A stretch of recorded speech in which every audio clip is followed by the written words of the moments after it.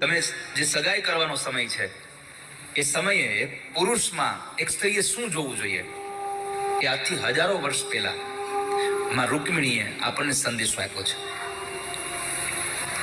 સાંભળજો યુવાન દીકરીઓ, તમારે જ્યારે કોઈ પુરુષ સાથે લગ્ન કરવાનો વારો આવે, સમય આવે, ત્યારે પુરુષમાં શું જોવું જોઈએ? અત્યારે તો બે વસ્તુ પહેલા જોવાય છે. પરિવારના લોકો પૈસા જોવે અને સ્ત્રી રૂપ જોવે. કન્યા વરયતે રૂપમ.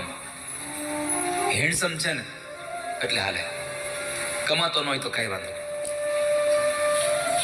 દેખાવડો જોઈએ. પણ માં રૂકમિણીએ કહ્યું છે કે પૈસા અને રૂપને પ્રાધાન્ય ન આપવું. સૌથી વહેલું પ્રાધાન્ય આપવું હોય તો પરિવારને, કુળને આપવું. કુળ કેવું છે એ જોઈને પછી આપણે ત્યાં સત્સંબંધ બાંધવો જોઈએ.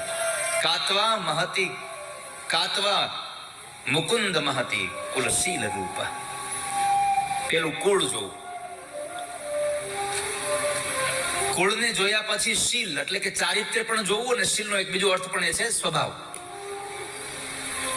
પૈસા વાળું ગોતો, રૂપાળો ગોતો, પણ સ્વભાવમાં કઈ લેવાનું હોય તો જીવન સુખી થાય નહીં ક્યારે. તો બીજા સ્થાને ચારિત્ર્ય અને સ્વભાવ જોવો.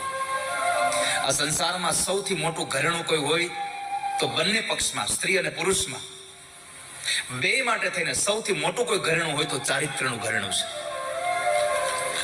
તમે ગમે તેટલા તમે સારા આભૂષણો પહેરો, તમે મોંઘા તમે કદાચ ઘરેણાઓ પહેરો, પણ તમારી પાસે જો ચારિત્ર્યનું ઘરેણું નહીં હોય તો તમારા સોનાના ઘરેણાની કિંમત નહીં થાય કોઈ દિવસ. તમારું ચારિત્ર્ય સારું જોશે. બીજું, તમારી પાસે ચારિત્ર્ય હશે અને કદાચ ગળામાં કાંઈ ઘરેણું નહીં પહેર્યું હોય ને તોય તમારી આભા હશે, તોય તમારી પ્રસિદ્ધિ હશે, તોય તમારા પ્રત્યે લોકોને હાવભાવ, પ્રેમ હશે. કારણ કે તમારી પાસે સૌથી મોટું ઘરેણું છે. એટલા માટે તમારો સ્વભાવ સારો હોવો જોઈએ. અને આ દુનિયામાં પ્રભુ તમારા જેવો સ્વભાવ કોનો છે? હે ઠાકોરજી, આ દુનિયામાં કોઈ એવો તો બતાવો જેનો સ્વભાવ તમારા જેવો હોય. દેખાવડાય તમે છો.